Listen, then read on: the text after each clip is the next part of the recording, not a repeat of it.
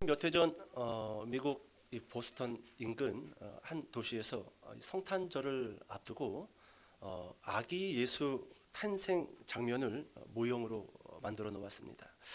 뭐 그렇게 모형으로 만들어 놓은 뭐 교회나 특히 천주교 이 앞마당 같은 데 가면은 꼭 이 성탄절에 이 아기 예수님께서 마구간에서 탄생하는 그런 장면들, 요셉과 마리아가 내려다보고 양들이 있고 또 이 목자와 동방 박사가 있고, 아마 이런 모형들 여러분들 본 기억들이 있을 겁니다.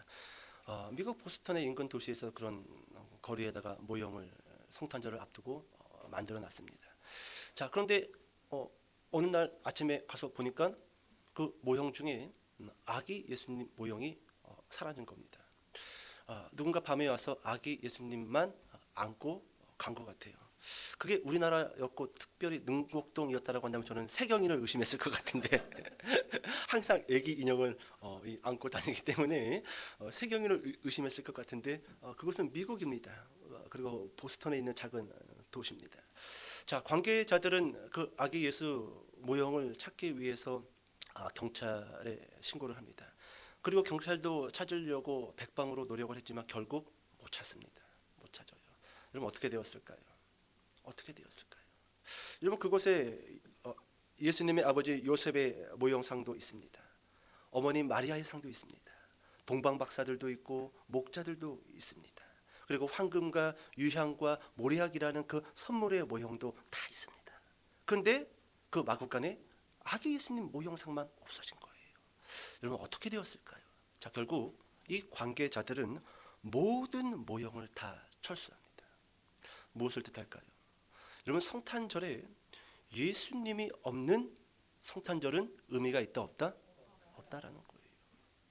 아무리 동방 박사가 대단한 그 인원을 끌고 와서 예수님에게 많은 선물을 드렸다 할지라도 그 장소에 예수님이 없다라고 한다면 의미가 없다라는 거예요. 여러분이 성탄절 많은 교회에서 예배를 드리고 또 감사하고 또 규모가 되는 교회에서는 2부 행사로 여러 가지 부서들마다 워십과 또한 댄스와 또 찬양을 준비해서 또 선곡을 준비해서 그렇게 성탄절을 보낼 겁니다. 하지만 그렇다 할지라도 그 중심에 누가 빠져버리면 의미가 없다? 그렇습니다. 예수님이 빠지면은 아무런 의미가 없다라는 것이지요. 여러분 우리는 한 2주 전부터 임마누엘이라는 주제를 가지고 말씀을 살펴보고 있습니다. 여러분 임마누엘 처음 이 단어가 기록되어져 있는 곳은 이사야 7장 14절이었습니다. 보라 처녀가 잉태하여 아들을 낳을 것이요 그의 이름을 임마누엘이라 하니라. 이사야 7장 14절에 처음으로 이 이름 임마누엘이라는 이름이 등장을 했다라는 것이에요. 자, 여러분 이사야 7장에 등장했던 임마누엘이라는 그 이름에는 아주 중요한 의미적인 배경이 담겨져 있었어요. 이런 의미였지요. 너희가 내게 오지 않는다라고 한다면, 너희가 나를 사랑하지 않는다라고 한다면, 너희가 내 말 듣기를 싫어한다라고 한다면 내가 너희에게 어떻게 하겠다? 가겠다. 너희가 나를 사랑하지 않는다라고 한다면 내가 너희를 사랑하겠다. 너희가 나를 기뻐하지 않고 너희가 내 말 듣기를 싫어한다라고 한다면 내가 너희를 기뻐하겠다. 이게 여러분 이사야 7장 14절에 기록되어져 있었던 그 이름 임마누엘의 배경이라는 것입니다. 너희가 내게 올 수 없다라고 한다면 이제 내가 너희에게 가겠다라는 것이죠. 자, 그리고 하나님께서 우리와 함께 하시겠다라는 징조로 무엇을 주신 거예요? 따라해 봅시다. 성탄. 그렇습니다. 하나님이 우리와 함께 하시겠다. 임마누엘, 내가 너희와 함께 하겠다. 너희가 나를 기뻐하지 않는다라고 한다면 내가 너희를 기뻐하겠다. 너희가 나를 사랑하지 않는다라고 한다면 내가 너희를 사랑하겠다. 임마누엘. 그 임마누엘의 징조로 무엇을 주시기로 언약하고 약속하셨냐 하면은 따라해 봅시다. 성탄. 그렇습니다. 그래서 여러분 우리가 성탄절 하면서 그 의미를 모른 채 그냥 그 성탄절 기쁨에 취해서 지나간다라고 한다면 누가 섭해요? 하나님이 섭해. 하나님이 섭합니다. 징조로 주신 임마누엘 성탄이라는 것이지요. 여러분 이 임마누엘의 은혜로 우리가 지난 시간에 말씀을 봤던 것처럼 부부가 될 수 없었던 요셉과 마리아, 네 아내 마리아 데려오기를 무서워하지 말라. 불가능했어요. 어떻게 데려올까? 내 애가 아닌 다른 애를 임신한 그 마리아를 어떻게 나의 아내로 데려올 수 있을까? 두 사람은 연합할 수 없었고, 두 사람은 부부가 될 수 없었고, 두 사람은 예식을 치를 수가 없었단 말이죠. 그런데 이 임마누엘의 은혜로 부부가 될 수 없었던 요셉과 마리아가 부부가 되었다라는 것이죠. 이것이 여러분 우리가 생각해야 할 임마누엘의 은혜라는 겁니다. 하나님께서 우리와 함께 하심으로, 그 징조로 성탄을 주심으로 인해서 하나님이 우리의 아버지가 되고, 그리고 우리는 하나님의 자녀가 되었다라는 것입니다. 자, 오늘은 여러분 임마누엘의 인도라는 말씀을 가지고 여러분들과 잠깐 말씀을 나누도록 하겠습니다. 여러분 오늘 본문은 성탄절 선곡에 많이 인용되었던 말씀입니다. 늘 성탄절 되면은 목회자들이 성도들에게 질문하는 게 있죠. 동방박사가 모두 몇 명이었죠? 누가 맞춰보세요. 예? 3명. 3명 손 들어보세요. 괜찮아요. 괜찮습니다. 자신 있게. 3명. 4명. 그러면 4명. 4명. 네. 인심 썼다. 4명. 여러분 오늘 항상 여러분 이 본문은 동방박사가 등장하는 본문인데 항상 이런 질문을 던져요. 동방박사는 모두 몇 명이었는가? 여러분 많은 사람들이요. 예수님에게 드린 그 선물이 3가지이기 때문에 동방박사는 3사람일 것이다라고 생각을 합니다. 그런데 여러분 성경에서는 동방박사가 몇 명이었는지 우리에게 말씀해주고 있지 않다라는 거예요.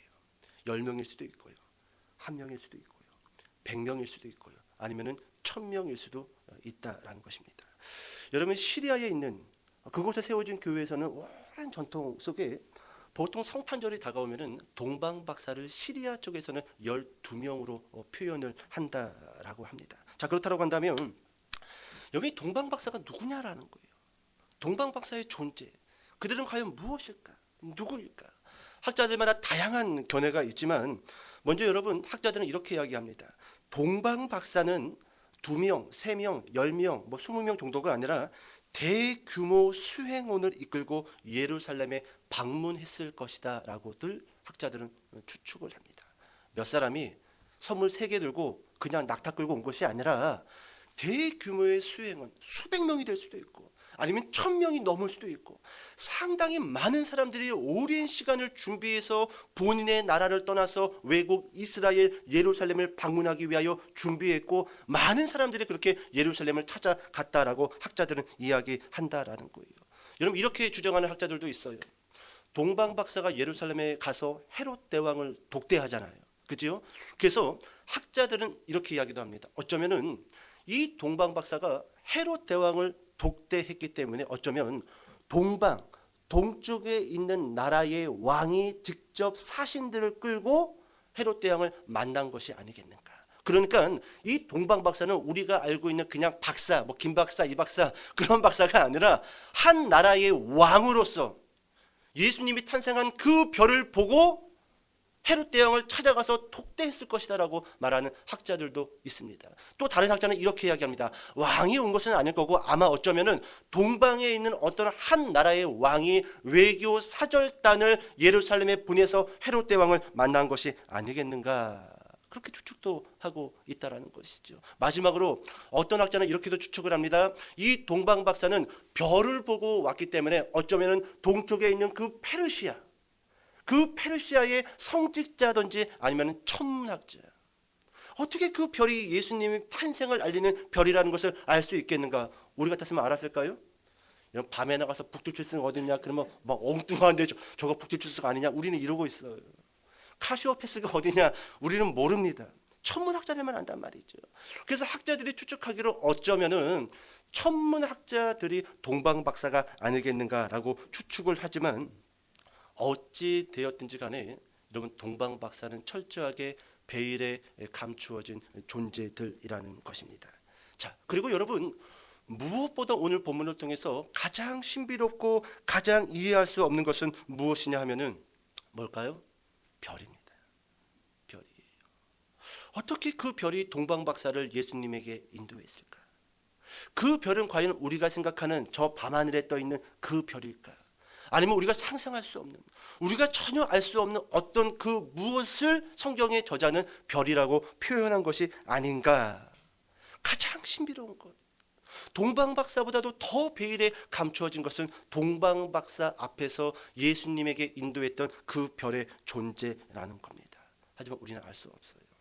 동방박사도 그렇고, 그리고 그들을 인도했던 그 별, 우리는 그냥 신비함으로 그냥 덮어둘 뿐이라는 것이지요. 여러분, 요한복음 3장에 가서 보게 되면은 예수님과 바리새인 니고데모가 만나게 됩니다. 여러분, 예수님이 바리새인 니고데모에게 이렇게 말씀을 하시지요. 사람이 거듭나야 하나님의 나라를 볼 수 있다. 여러분, 이 이야기를 니고데모가 듣고 예수님에게 이렇게 반문하죠.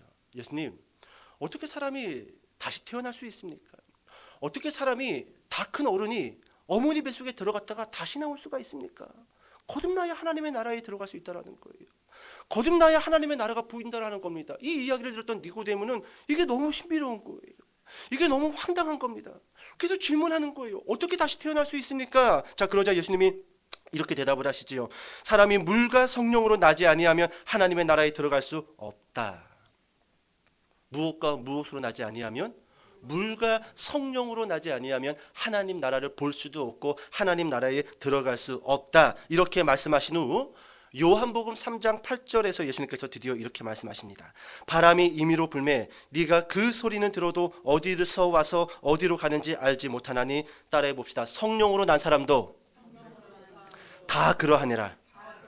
그렇습니다. 예수님, 제가 어떻게 거듭날 수 있을까요? 제가 어떻게 천국에 들어갈 수 있을까요? 제가 어떻게 하나님 나라를 볼 수 있을까요? 물과 성령으로 거듭나야 된다. 여러분, 여기까지는 아마 어쩌면 니고데모는 바리새인이니까 이해했을지 모르겠습니다. 그런데 나머지가 또 이해가 안 가는 거예요. 잘 모르겠는 거예요. 그래서 예수님이 주시는 말씀이에요. 성령으로 난 사람도 다 그러하니 바람이 어디로 와서 어디로 가는지 알지 못하는 것처럼 성령으로 난 사람, 거듭난 사람, 천국을 보는 사람, 천국에 들어가는 사람도 그렇게 나타난다는 거예요. 신비롭다라는 거예요. 신비라는 거예요. 여러분 보세요. 동방박사를 예수님에게 인도한 그 별의 존재가 우리의 이성으로 신비하고 이해할 수 없는 것처럼 죄인인 우리가 어떻게 하나님 앞으로 인도함을 받았는지, 언제 거듭났는지, 어떻게 천국 백성이 됐는지, 어떻게 하나님의 자녀가 됐고 내가 언제부터 하나님을 믿게 됐고 하나님을 나의 아버지 창조주로 고백하게 됐는지 우리는 아냐라는 거예요. 실제로 여러분, 동방박사가 별을 따라온 것이 신비로운 것처럼 우리가 예수님 앞으로 인도함 받은 거, 우리가 하나님을 나의 아버지를 고백할 수 있는 그 장소까지 우리가 인도함 받은 거, 이 성탄절날 다른 사람들 전날 밤에 먹고 마시고 붓고 지금까지 주무시고 계신 이 시간에 우리는 아침 일찍 일어나서 목욕하고 머리 감고 여자분들은 화장하고 하나님께 예배드리러 가야지. 오늘 성탄절인데 우리 이지영 집사님 떡 해가지고 성탄절날 오시고 감사하고, 우리는 어떻게 이렇게 인도함을 받냐라는 거예요. 여러분, 그게 신비함이라는 거예요. 신비함.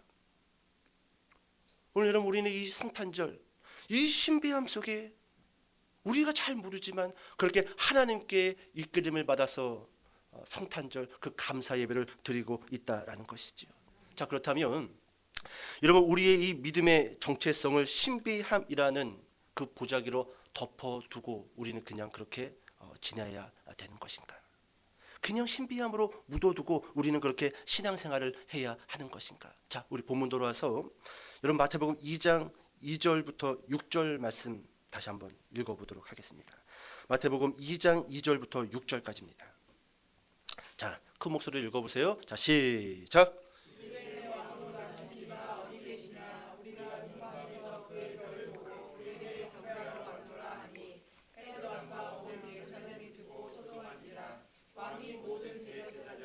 백성의 서기관들을 모아 그리스도가 어디서 나겠느냐 물으니 이르되 유대 베들레헴이오니 이는 선지자로 이렇게 기록된 바 또 유대 땅 베들레헴아 너는 유대 고을 중에서 가장 작지 않으다.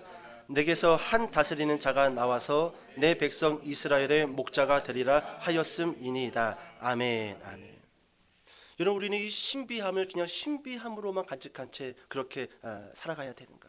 오늘 여러분 방금 읽었던 2절부터 6절까지의 말씀을 보면은 동방박사는 신비한 별을 쫓아 예루살렘까지 왔습니다. 자, 그런데 예루살렘까지는 왔는데 예수님이 어디 있는지를 알아요, 몰라요? 모릅니다. 몰라요. 여러분, 신비함을 쫓아서 무언가에 이끌려서 교회까지 온 사람들은 많습니다. 그런데 중요한 건 거기까지 온 게 중요한 게 아니라 누굴 만나고 돌아가야 돼요? 예수님 만나고 돌아가야 돼요. 여러분, 신비하게 왔다가 신비함으로만 신앙생활 하면은 예수님 만날 수 없다라는 거예요. 그러면 여러분, 이 동방박사가 신비한 별을 쫓아서 예루살렘까지 왔습니다.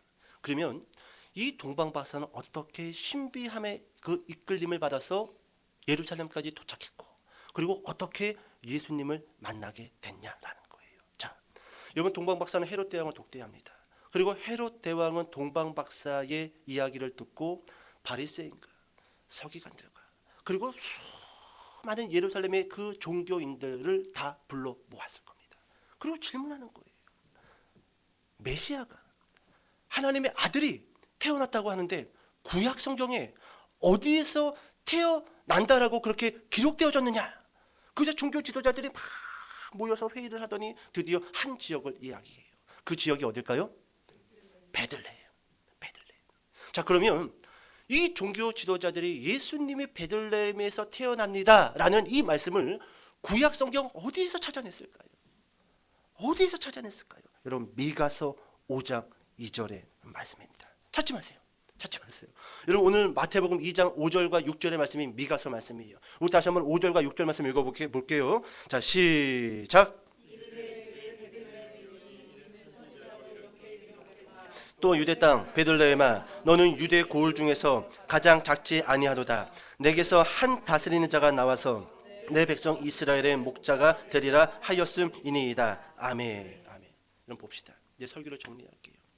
여러분, 신비한 별을 쫓아서 동방박사는 예루살렘까지 왔지만 예수님을 만날 수 없었다라는 거예요. 근처까지는 왔는데. 그런데 여러분, 이 동방박사가 어떻게 예수님을 만나게 되냐 하면, 따라해 보세요. 말씀으로. 그렇습니다. 여러분, 우리가 이 교회까지 이끌림 받는 것은 신비한 일입니다. 솔직히 이것을 정의하자, 논리적으로 좀 이야기해보자, 불가능해요. 여러분, 저도요, 엄밀히 말하면 중학교 2학년 때부터 정식적으로 교회를 출석을 했습니다. 그런데 언제 제가 정확하게 하나님을 창조주 하나님으로 고백했는지에 대해서는 저는 신비할 뿐입니다.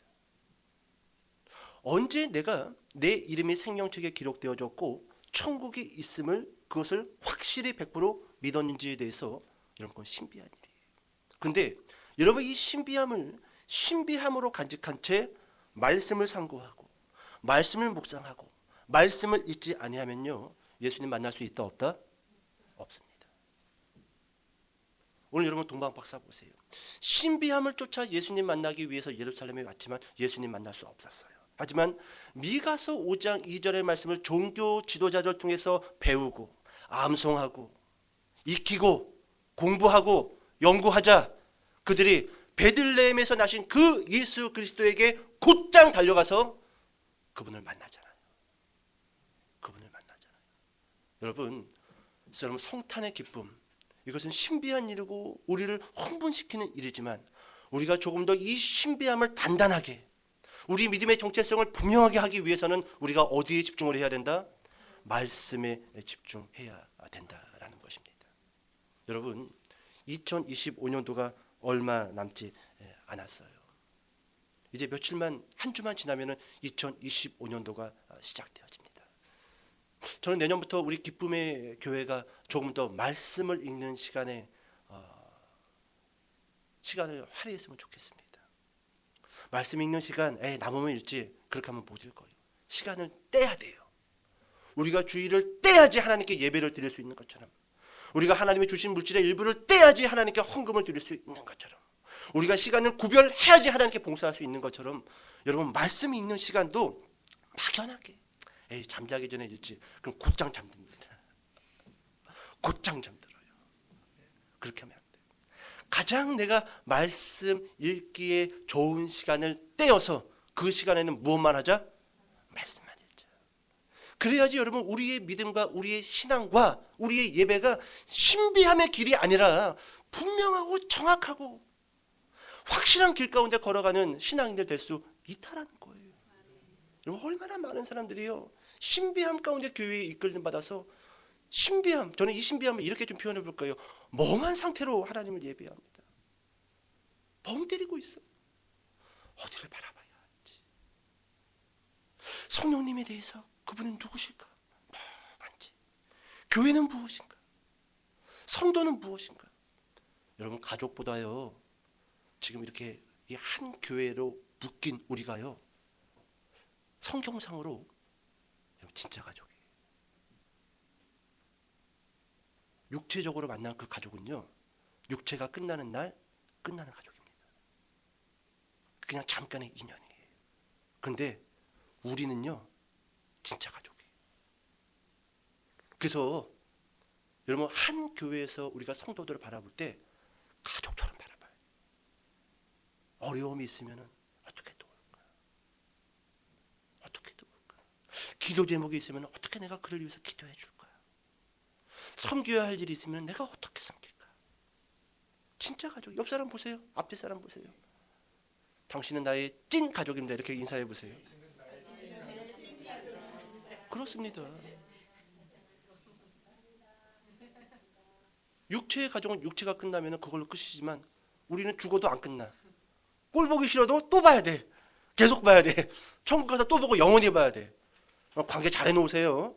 네? 성도들끼리 관계 틀어지고 얼굴 붉히고 그런다고 해서 안 보는 얼굴이 아니에요. 천국 가면 맨날 손잡고 찬양해야 돼요. 같이 그 영혼하고 같은 가족이라는 것이죠. 자 이제 설교를 정리하도록 하겠습니다. 자 여러분 동방 박사의 최고 하이라이트가 어디냐 하면 마태복음 2장 11절입니다. 우리 11절 말씀 읽어볼게요. 자 시작. 엎드려 아기께 경배하고 보배압을 열어 황금과 유향과 몰약을 예물로 드리니라. 아멘. 여러분 이제 앞을 보세요. 여러분 신비함으로 출발했습니다.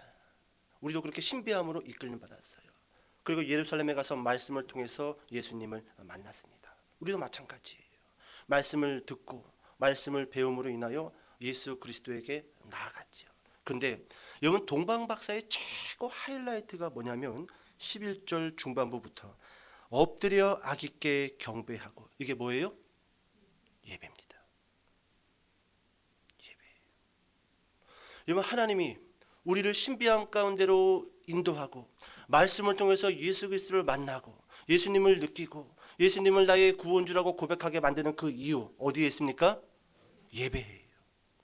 그러니까 여러분 예배는요 모든 인생의 종착지가 되어져야 합니다.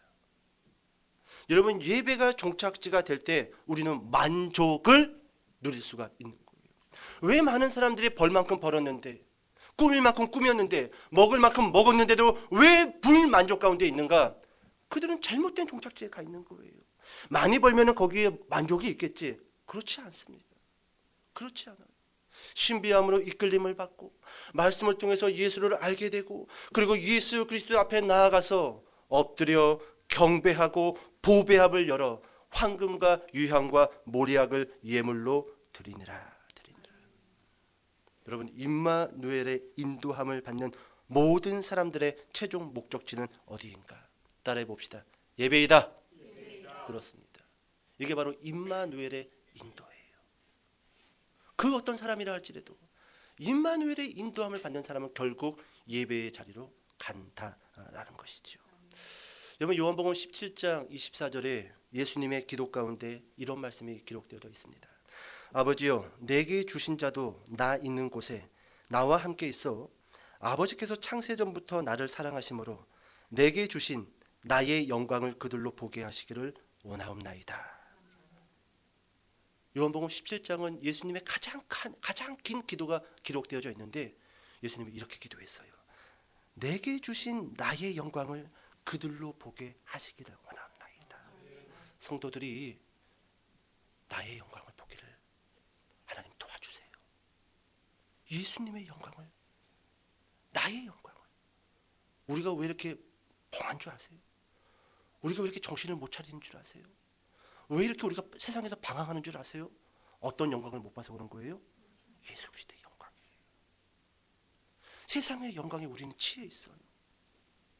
세상의 도시의 문화에 우리는 취해 있어요. 근데 예수님의 이 기도였어요. 십자가를 지시기 전에 하나님께 간절히 기도하기를, 하나님, 저들이 나의 영광을 봐야 합니다. 내 영광을 보지 못한다라고 한다면 그들은 도시 문화에 취할 것입니다. 그들은 세상의 영광에 취할 것입니다. 그들이 나의 영광을 봐야지, 나의 영광을 온전히 볼 때 예배로 나아갈 것이고 그들은 만족을 누리게 될 것입니다.